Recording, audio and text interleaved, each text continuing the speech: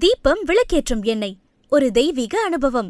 மகரம் வாய்ப்புக்களாலும் சரி, கல்வினாலும் சரி, குழந்தை பாக்கியம்னாலும் சரி, திருமணம்னாலும் சரி, இல்ல வாழ்க்கையில படிப்பு சம்பந்தப்பட்டதுனாலும் சரி, இல்ல தொழில் சம்பந்தப்பட்டதுனாலும் சரி, இல்ல வெளிநாடு சம்பந்தப்பட்டதுனாலும் சரி, எல்லாத்தையும் தவற விட்டவன். டோட்டலா தவற விட்டோம்னா என்ன ஆகும்? அப்ப ஏதோ ஒரு நன்மையை தேடி வருதுன்னு தான் அர்த்தம். இந்த மகரத்துக்கு மட்டும் தனி செல்வாக்கு. எப்படி? எல்லாத்தையும் விட்டுட்டு ஒரு செல்வாக்கு வரும்.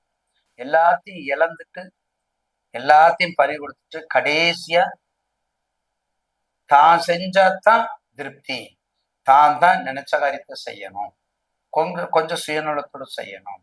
ஏன்னா உழைப்பாளியும் மகரம் தான், தொழிலாளியும் மகரம் தான், முதலாளியும் மகரம் தான். அதுல இருக்கக்கூடிய நட்சத்திரம் பார்த்தீங்கன்னா கெப்பாசிட்டியானவங்க, மிகப்பெரிய கெப்பாசிட்டியானவங்க. மகரத்துக்கு என்னைக்குமே பாதிக்கு மேல் மிகப்பெரிய பலன் உண்டு. அதாவது 50-50ங்கிறாங்க பார்த்தீங்களா, அந்த 50க்கு மேல 50 வரை நசுக்கி புழிஞ்சு எடுத்து காயப்படுறாங்க. ஆனா அதுக்கு அடுத்த 50 ரொம்ப அற்புதமா இருக்கும். அதுக்கு அடுத்த 50 வெற்றி மேல் வெற்றியை கொடுக்கும். மகராசன இருப்பாடா ஐயா, மகராசன இருப்பாடா. இந்த ரோடு சொல்லக்கூடாது, இந்த காலத்துல ரோட்ல போன சொல்லக்கூடாது. 5 ரூபாய்னே 5 ரூபா போடுறேன், 10 ரூபா டீ சாப்பிடுறதா 20 ரூபாய் அப்படின்னு சொல்லி கேட்பான். அந்த நீ மகராசன இருப்ப அப்படின்னு சொல்றாங்கல்ல, ஏன்? நம்ம ஏதாவது தட்சணை கொடுக்குறோம். அதே போல மகராசனம் இருக்கக்கூடியது மனமோந்து நடக்கக்கூடியது, மனமோந்து பேசுவது, மனமோந்து எல்லா செயலிலும் ஈடுபடுவது, மனமோந்து உதவி பண்ணுவது, மனமோந்து கண்ணீர் வடிப்பது, மனமோந்து ஞானத்தை பெறுவது, எல்லாமே 50-50 தான் மகரத்திற்கு. அதனாலதான் மகரத்துக்கு ஒரு தனி அதிகாரம் உண்டு. மகரத்திற்கு அது ஒரு சிகரமாக இருப்பதற்கு காரணம். அப்ப மகரத்தை பாருங்க, அவங்க ராசிய 7ஆம் இடத்தை 7ஆம் பேர் இருப்பாங்க, கடகத்துல இருந்து 7ஆம் பேர் பார்க்கிறாங்க. 11ஆம் இடத்தை 5ஆம் பேர், பயங்கரமான பார்வை. 11ஆம் இடத்தை 5ஆம் பேர், அப்பா என் பையன் வளர்ந்தான், என் பையன் படிச்சான், இப்பதான் வீடு கட்டிருக்கிறான், வாசல் கட்டிருக்கான். 4ஆம் இடத்தை 9, 4ஆம் இடத்தை 9, மதிப்பு மரியாதைலாம் போயிடுச்சு, வெக்கமான சூடு சொரண போயிடுச்சு. ஆனா எப்ப வருது? இந்த குரு பயிற்சி, இந்த குரு பயிற்சியில வந்துருது. அதுதான் 11ஆம் இடத்தை 5ஆம் பார்வை, 3ஆம் இடத்தை 9. ரொம்ப நாளா ட்ரை பண்றேன், வெளிநாட்டு கிடைக்குது. அப்புறம் அப்பா சொன்னாங்க, ஒருத்தர் நம்ம ஃப்ரெண்ட் இருக்காங்க, அவர்கிட்ட சொல்லி நான் போக சொல்றேன், அவரு ஏதோ அலெக்சாண்டர் நினைக்கிறேன், ஃபாரின்ல இருக்காரு, சொல்றோம் இல்ல. அதுதான் 3ஆம் இடத்தை 9ஆம் பார்வை. 9 தகப்பன், 9 பாக்கியம், 9 தர்மம், அந்த சிந்தனையோட போறோம்.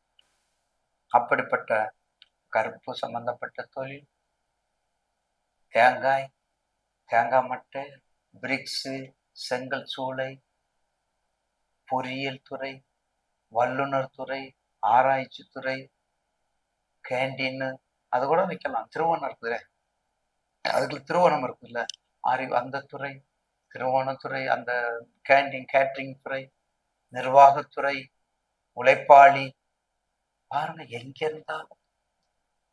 இலையில உப்பு வச்சுட்டு போவாரு, அடுத்து காய் வைப்பாங்க, அடுத்து கூட்டு வைப்பாங்க, அப்புறம் சாதம், அப்புறம் நெய், பருப்பு எல்லாம் சாப்பிடுவாங்க. கடைசியில காசு நம்ம போய் கொடுக்க போவோம் கல்லாவில், இலை போட்டு பரிமாறவர் தான் கல்லாவை உட்காந்துருவாங்க. என்னங்க நீங்க உட்காந்துருக்கீங்க வெங்கடாசலம்? ஐயா, நான் தான் வெங்கடாசலம், நான் தான் ஓனரு, நான் தான் முதலாளி, நான் தான் உழைப்பாளி, நான் தான் தொழிலாளி. இது எல்லாரும் சகிப்புத்தன்மை கொண்டவர். இது எல்லாத்துக்கும் சகிப்புத்தன்மை, காரியத்திலே கண்ணா இருக்கக்கூடியவர் மகரம். அப்ப இந்த குறி எப்படி இருக்கும்? 7:30 தானே முடிஞ்சிருக்குது, எல்லா கஷ்டமும் நல்லா நஷ்டமும் தூக்கு போடாத போறத. திருமணம் பறந்துட்டு வரும், யார் நிப்பாட்டாதீங்க தயசை. இந்த 10 பொருத்தம் எல்லாம் ரொம்ப பார்க்காதீங்க.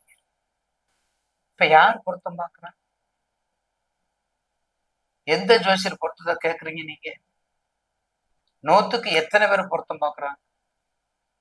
30 நாள்ல காதல் பண்றோம், அங்கிட்ட 30 நாள்ல கல்யாணம் பண்றோம்.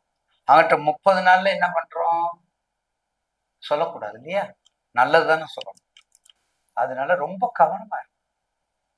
ரொம்ப ரொம்ப கவனமா இருக்கும். ரொம்ப ரொம்ப கவனமா இருக்கும். மகர ராசி. கருப்புசாமி வழிபாடு, மலையனூர் அம்மன் வழிபாடு, கருப்புசாமி வழிபாடு, அதே மாதிரி அழகர் மலை பெருமாள் வழிபாடு, அழகர் மலை வழிபாடு, கருப்பு சின்ன கருப்பு பெரிய கருப்பு வழிபாடு, இந்த மாதிரி காவல் தெய்வங்கள் மிக சிறப்பு. இந்த மாதிரி காவல் தெய்வங்களை வழிபடுவது சால சிறந்தது.